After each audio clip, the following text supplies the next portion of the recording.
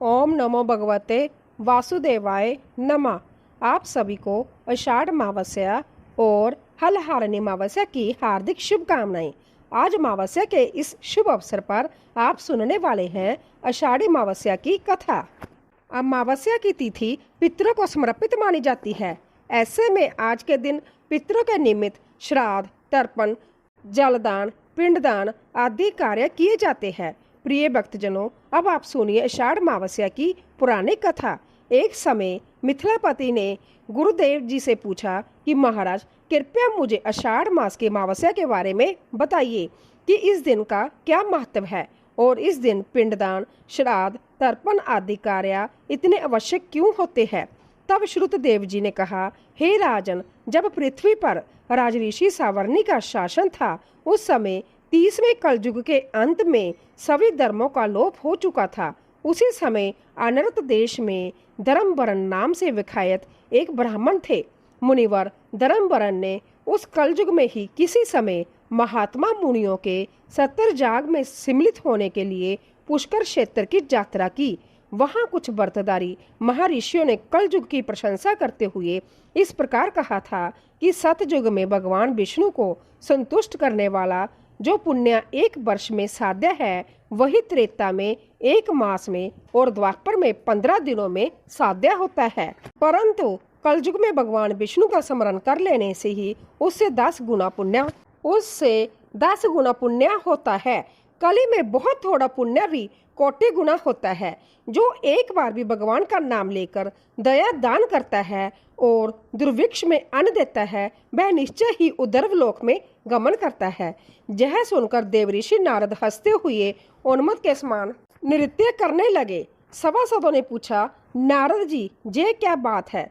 तब बुद्धिमान नारद जी ने हंसते हुए उन सबको उत्तर दिया कि आप लोगों का कथन सत्य है। इसमें संदेह नहीं है कि कल युग में सबल्प कर्म से भी महान पुण्य का साधन किया जाता है और क्लेशों का नाश करने वाले भगवान केशव स्मरण मात्र से ही प्रसन्न हो जाते हैं। फिर भी मैं आप लोगों से ये कहता हूँ कि कल युग में यह 2 बातें दुर्घट है, रसेंद्रिय का निग्रह और जीवा को वश में रखना। यह दोनों कार्य जो सिद्ध कर ले वही नारायण स्वरूप है। इसीलिए कल युग में आपको जहाँ नहीं ठहरना चाहिए। नारद जी की यह बात सुनकर उत्तम व्रत का पालन करने वाले महर्षि सहसा यज्ञ को समाप्त करके सुखपूर्वक चले गए। धर्मवरण ने भी वह बात सुनकर भूलोक को त्याग देने का विचार किया। उन्होंने ब्रह्मचार्य का व्रत धारण करके दंड और कमंडलू हाथ में लिया और जटा बलकलदारी होकर वह कलयुग के अनाचारी पुरुषों को देखने के लिए घर छोड़कर चले गए। उनके मन में बड़ा विस्मय हो रहा था। उन्होंने देखा कि प्राय मनुष्य पापाचार में प्रवृत्त होकर बड़े भयंकर और दुष्ट हो गए हैं। ब्राह्मण पाखंडी हो चले हैं, शूद्र संन्यास धारण करते हैं, पत्नी अपने पति से द्वेष रखती है, शिष्य गुरु से बैर करता है, सेवक स्वामी के और पुत्र पिता के गात में लगा हुआ है। ब्राह्मण शूद्रवती और गोएं बकरियों के समान हो गई है। वेदों में गाथा की ही प्रधानता रह गई है। शुभ कर्म साधारण लौकिक कृतियों के ही समान रह गए हैं। इनके प्रति किसी के महत्व बुद्धि नहीं है। भूत प्रेत और पिशाच आदि की उपासना चल पड़ी है। सब लोग मैथुन में आसक्त है और उसके लिए अपने प्राण भी खो बैठते हैं। सब लोग झूठी गवाही देते हैं। मन में सदा छल और कपट भरा रहता है। कलयुग में सदा लोगों के मन में कुछ और, वाणी में कुछ और तथा क्रिया में कुछ और ही देखा जाता है। सबकी विद्या किसी न किसी स्वार्थ को लेकर ही होती है और केवल राजभवन में उसका आदर होता है। संगीत आदि कलात्मक विद्याएं भी राजाओं को प्रिय है। कलयुग में अधम मनुष्य पूजे जाते हैं और श्रेष्ठ पुरुषों की अवहेलना होती है। कलयुग में वेदों के विद्वान ब्राह्मण दरिद्र होते हैं। लोगों में प्राय भगवान की भक्ति नहीं होती। पुण्य क्षेत्र में पाखंड अधिक बढ़ जाता है। शूद्र लोग जटाधारी तपस्वी बनकर धर्म की व्याख्या करते हैं। सभी लोग अल्पाजु, दयाहीन और शठ होते हैं। कलयुग में प्राय सभी धर्म के व्याख्या बन जाते हैं और दूसरे से कुछ लेने में ही उत्सव मानते हैं। अपनी पूजा कराना चाहते हैं और व्यर्थ ही दूसरों की निंदा करते हैं। अपने घर आने पर सभी अपने स्वामी के दोषों की चर्चा में तत्पर होते हैं। कलयुग में लोग साधु को नहीं जानते, पापियों को ही बहुत आदर देते हैं। दुराग्रही लोग इतने दुराग्रही होते हैं कि साधु पुरुषों के एक दोष का भी ढिंडोरा पीटते हैं और पाप आत्माओं के दोष समूहों को भी गुण बताते हैं। कलयुग में गुणहीन मनुष्य दूसरा के गुण ना देखकर उनके दोष ही ग्रहण करते हैं।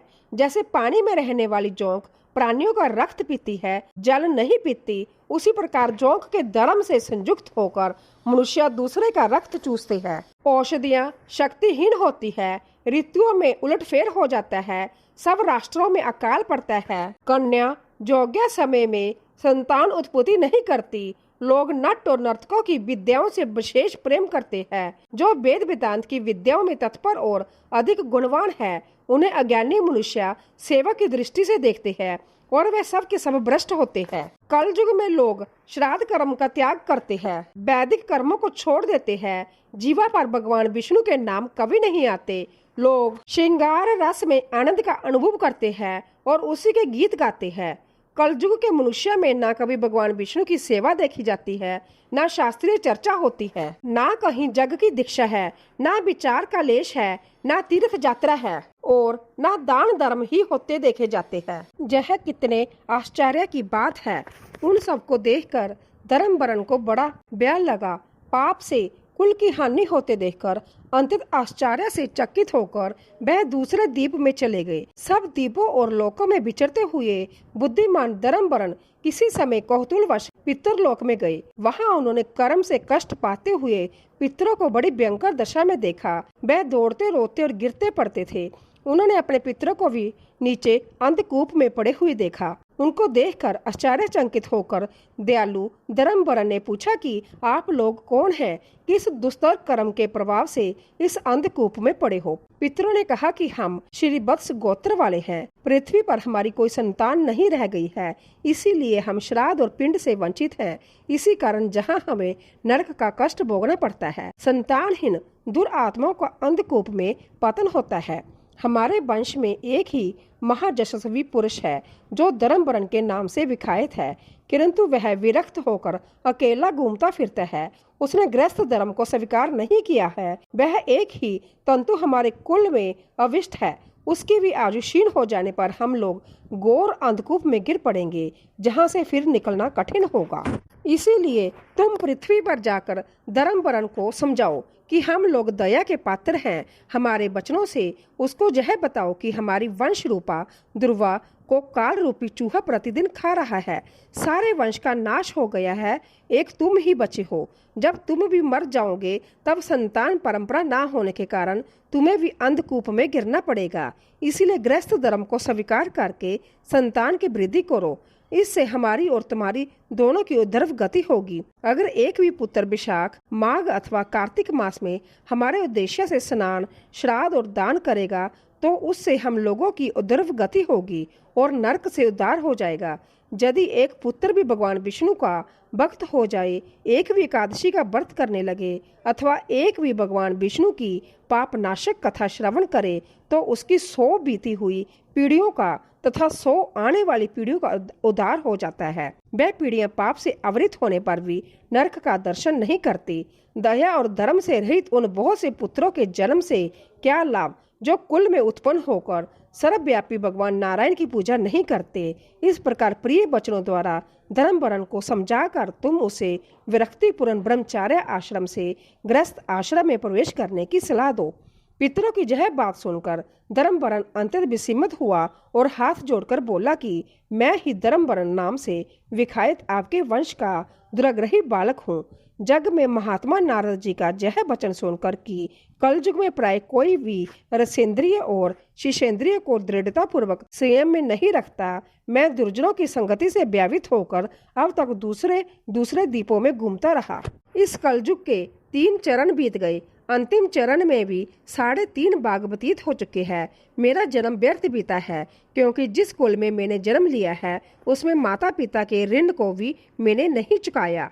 पृथ्वी के भारभूत उस शत्रु तुल्य पुत्र के उत्पन्न होने से क्या लाभ, जो पैदा होकर भगवान विष्णु और देवताओं तथा पितरों की पूजा न करे। मैं आप लोगों की आज्ञा का पालन करूंगा। बताइए पृथ्वी पर किस प्रकार मुझे कलयुग से और सहार से भी बाधा नहीं प्राप्त होगी।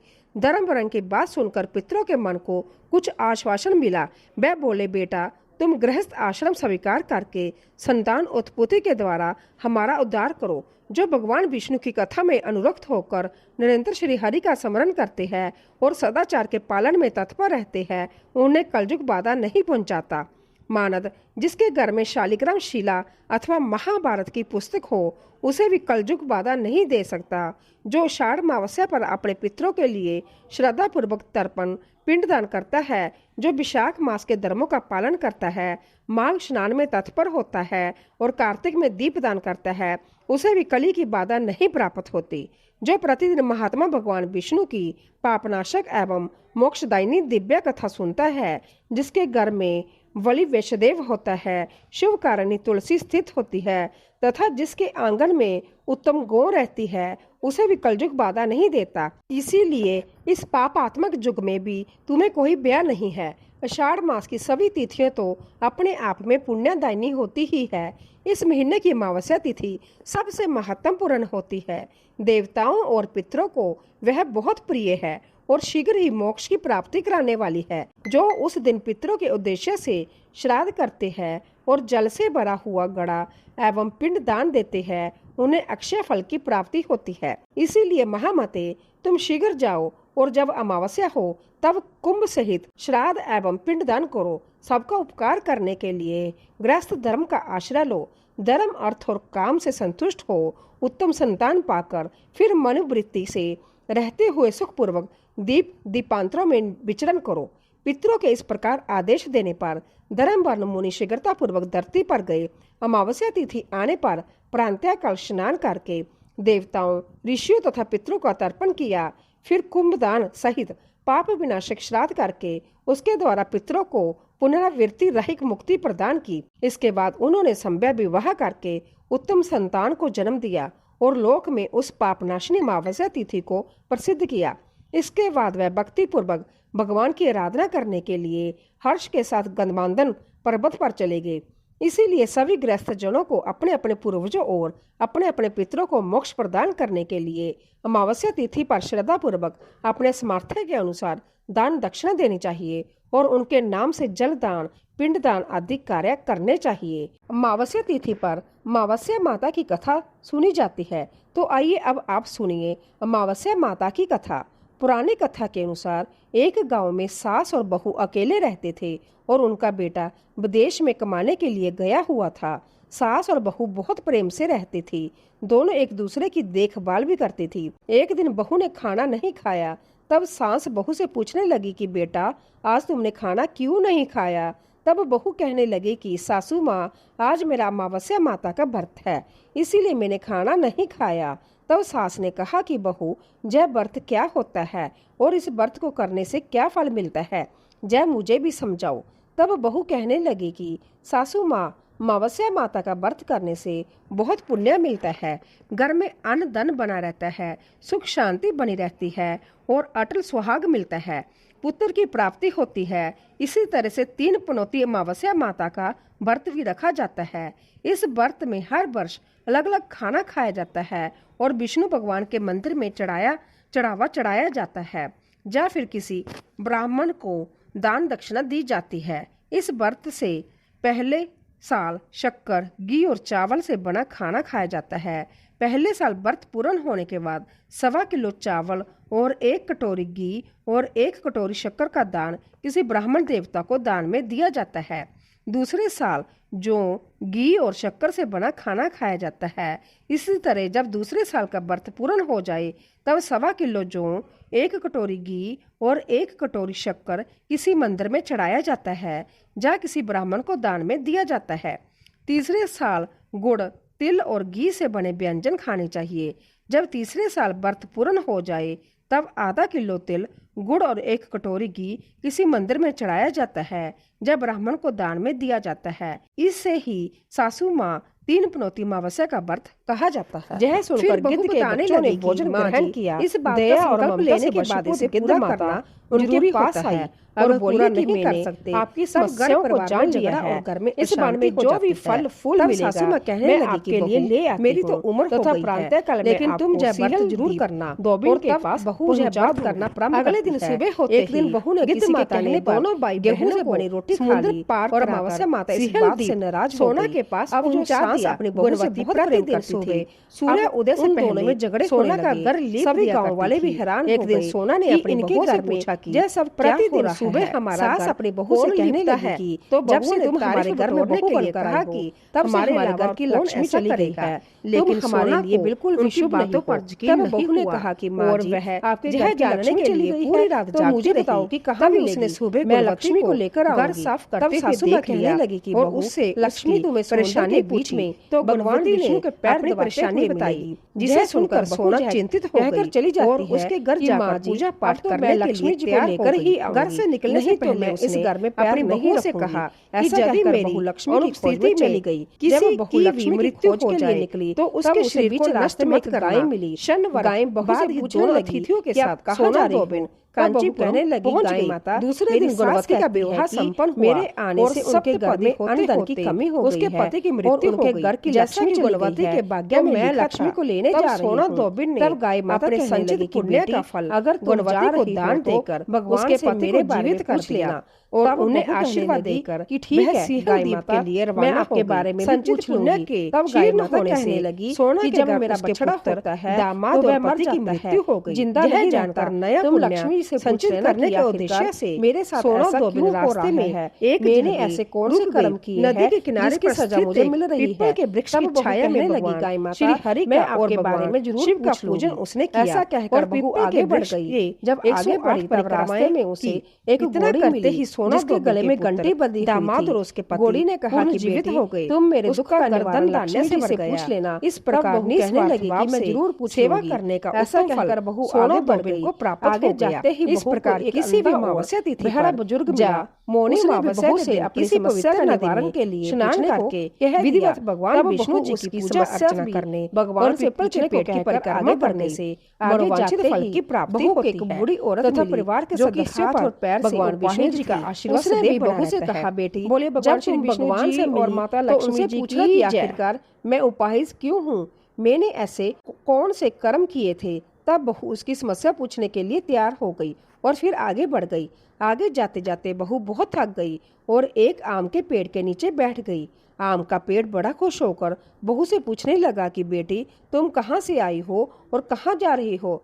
तब बहू कहने एक दिन बहू ने खाना लक्ष्मी जी को लेने जा रही है। सास बहू से पूछने लगी अपनी समस्या का आज तुमने खाना क्यों नहीं खाया। कहने लगा बहू कहने लगी मेरे पेट पर लगे हुए आज मेरा अमावस्या माता का व्रत है इसलिए मैंने खाना नहीं खाया। बहू रानी ने भगवान से जरूर पूछ लेना व्रत क्या होता है। पेट की समस्या लेकर आगे बढ़ने से क्या फल मिलता है। जाने पर बहू मुझे भी सलाई मिली। तब बहू कहने लगी सासू माँ बहू अमावस्या भगवान से व्रत करने से मेरी तलाई का पानी इतना मैला क्यों है। कोई जहाँ आकर पानी नहीं पीता शांति बनी बहू कहने लगी और मैं सुहाग मिलता है ऐसा की प्राप्ति होती बढ़ गई। इसी तरह से तीन पनौती जंगल में चलते चलते व्रत रखा जाता है। उसे भूख भी लगी हर वर्ष लेकिन खाने का कुछ नहीं मिला है तो वह विष्णु भगवान के मंदिर में चढ़ाया और जंगल में चढ़ाया जाता है। उसी समय भगवान श्री हरि ब्राह्मण को माता लक्ष्मी जी दी जाती है। उधर से इस बार जा रहे थे। पहले माता लक्ष्मी जी विष्णु भगवान से कहने लगी खाना खाया जाता है। पहले साल की बहुत बड़ी बरकत है।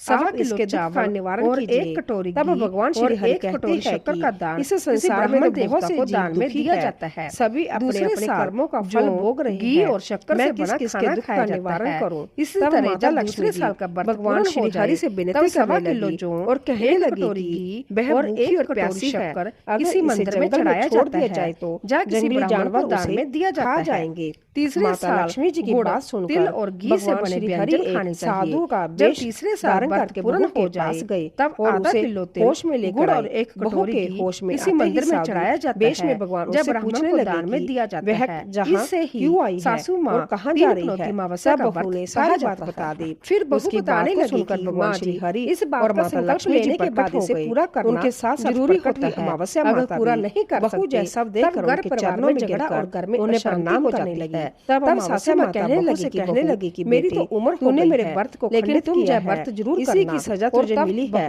लेकिन अब मैं तुझे क्षमा करती हूँ। एक दिन बहू ने किसी के कहने पर तुम्हारा घर अन्न और धन से भर जाएगा और अमावस्या माता इस बात से नाराज महल में बदल जाएगा और तुम्हारी सभी मनोकामनाएं भी पूर्ण हो जाएंगी। अब जैसे दोनों में झगड़े होने लगे, बहू ने रास्ते में जो हैरान हो गई कि उन सभी के दुखों का निवारण करने के लिए विनती की। सास अपनी बहू से कहने लगी कि जब से तुम हमारे घर में बहू बनकर आई को नहीं बुलाया, हमारे घर की लक्ष्मी चली बछड़े जिंदा नहीं रहते, हमारे लिए बिल्कुल उसका दूध पी लेना। तब फिर उसके बाद उसके बछड़े जिंदा रहने लगे, लक्ष्मी चली गई और घोड़ी पिछले जन्म में आटा कहाँ वाली महिला मैं लक्ष्मी को लेकर किसी को आटा तब सासू माँ कहने लगी कि इसीलिए उसके गले में चक्की के बीच में हुए है, भगवान विष्णु उसके पैर दबाते हुए मिलेगी, वह बिल्कुल ठीक हो जाएगी और वह चली जाएगी भगवान के मंदिर नहीं गया। तो मैं लक्ष्मी जी को लेकर ही उसने भगवान के वचन तो मैं इस घर में पैर नहीं रखूंगी, मंदिर में दर्शन करवा देना। बहू लक्ष्मी की खोज में चली गई। जब बहू लक्ष्मी की खोज के लिए उसने कभी अपनी जवानी में दान पुण्य नहीं किया, उसे जय सजा मिली है, पूछने लगी तुम उससे कुछ भी दान करवा देना।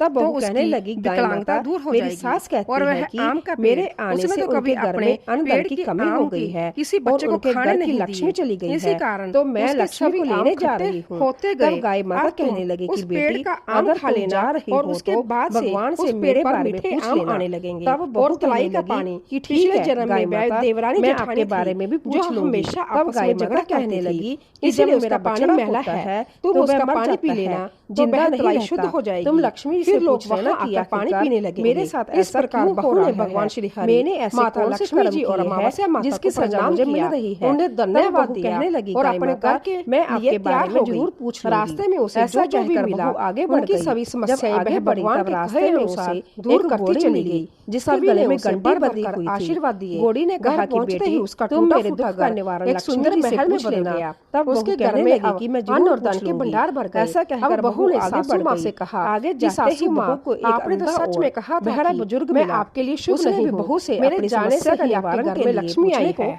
आप जहाँ रहे तब मैं मरने जा रही हूँ। तब सास ने कहा बेटी को कहकर यह सब तुम्हारी अमावस्या में जाते ही व्रत करने का बूढ़ी औरत मिली जो हमें मिला है, हाथ और पैर से उपाहिज थी। अब उसने बहू से कहीं नहीं जाऊंगी। जब इस भगवान से बहू खुशी खुशी रहने लगी। आखिरकार फिर एक दिन सास का बेटा भी मैंने देश से वापस लौट आया। कर्म किए घर में जब उसने उसकी समस्या पूछने के लिए धन के भंडार देखे और फिर आगे बढ़ गई। माँ ने सारी जाते अपने बेटे को बता दी। इस प्रकार वह लोग खुशी खुशी रहने बैठ गई और तीनों मिलकर अमावस्या माता के व्रत को पूछने लगा कि प्रेम से बोली अमावस्या माता की जय कहाँ जा रही हो। कहने सुनने कहने लगी हुंकारा भरने वाली सभी को लेने जा रही है। दन पेड़ भी भंडार भरना भगवान से पूछने के लिए कहने लगा आप मेरे पेट पर लगे हुए आम प्रेम से बोले अमावस्या माता की जय। इस बार सुनिए गणेश भगवान की कथा। बहु रानी भगवान से जरूर उसके घर रोज एक ब्राह्मणी रोटी लेने लेकर आगे बढ़ गई। घर के अंदर जाने पर बहू के कोल के ऊपर गजानन जी का मंदिर से कहने लगी वह गणेश जी को रोटी का भगवान से पूछना की मेरी तलाई का पानी इतना मैला क्यों है। वही जहाँ आकर पानी गणेश जी महाराज ने सोचा बहू कहने लगी मुझे हमेशा भोजन करवाती है, ऐसा कहकर कोई ना कोई बाहर जरूर देना चाहिए। दिनों से गणेश जी में चलते चलते थाली में थक गई, हीरे मोती भर देती है। ब्राह्मणी तो थाली लेकर अपने घर आ मिला और शाहूकार के जहाँ रोटी लेने के लिए आना बंद और जंगल में बेहोश हो गई। ने उसी समय भगवान श्री हरि और से माता लक्ष्मी जी घूमते हुए उधर से लेने के लिए क्यों नहीं आती हो। तब माता लक्ष्मी ने कहा कि विष्णु भगवान से कहने प्रसन्न हो गई है ना बहुत वर्ष तक रोटी लेने के लिए आ गई है, लेकिन अब नहीं इसके दुख का निवारण कीजिए। मन में बहुत भगवान श्री हरि और गणेश जी से कहा इस संसार में ब्राह्मणी के ऊपर प्रसन्न हुए परंतु मुझ पर प्रसन्न नहीं हुए। तब गणेश जी की मूर्ति हटाकर उसने बाहर का निवारण करो। इधर सेठ जी की दुकान में धंधा पानी भगवान श्री हरि से विनती करने की नजर पोड़ के कहने लगी तो वह सेठानी जी प्यासी है अगर इसे जंगल में छोड़ दिया जाए तो जंगली जानवर उसे खा जाएंगे। गणेश जी का क्या करें। लक्ष्मी जी जो ब्राह्मणी पर प्रसन्न हो भगवान श्री हरि हमारे ऊपर प्रसन्न नहीं हुए धारण करके मैंने तो गणेश जी को हटाकर फेंक दिया है। होश में लेकर आए। कहा बहू के जय तुमने क्या किया? मेरा तो व्यापार और धंधा चलना बंद हो गया है। वह गणेश जी तुमने कहाँ फेंके है और जल्दी बताओ है। मैं उन्हें वापस लेकर सारी बात बता दी। शाहूकार ने उसकी बात से सुनकर भगवान श्री लेने के लिए और माता लक्ष्मी जी प्रकट हो गए। बारी हो उनके साथ साथ प्रकट हुई अमावस्या माता भी। बहू जैसा देख मुझसे गलती हो गई है, उन्हें मेरे घर करने लगी। तब गणेश जी माता बहू से कहने लगी कि बेटी तूने मेरे व्रत को खंड नहीं किया है, पहले की सजा तुझे मिली है, लेकिन अब मैं तुझे क्षमा से माफी मांगेगी, अब तुम घर को जाओ, मैं चलूंगा। तुम्हारा घर गणेश जी ने कहा कि मुझे सवा शेर का चूरमा करके सुंदर महल में भोजन कराओगे तो तुम्हारी सभी मनोकामनाएं भी पूर्ण हो जाएंगी। शाहूकार ने जैसा होने के बाद उससे माफी ने रास्ते में जो सवा शेर का चूरमा चढ़ाने की दुखों का निवारण करने के लिए विनती की। तब भगवान श्री गणेश जी को वापस घर जाकर गाय ने पोल में बिठाया, ऐसा करने पर शाहूकार का इस कारण उसके बछड़े जिंदा नहीं रहते। जी महाराज तुम उसका दूध पी लेना और फिर उसके बाद उसके बछड़े जिंदा रहने लगेंगे। सभी पर प्रसन्न पिछले जन्म में गणेश जी महाराज की महिला थी, वह किसी को आटा पीसकर नहीं देती थी, इसीलिए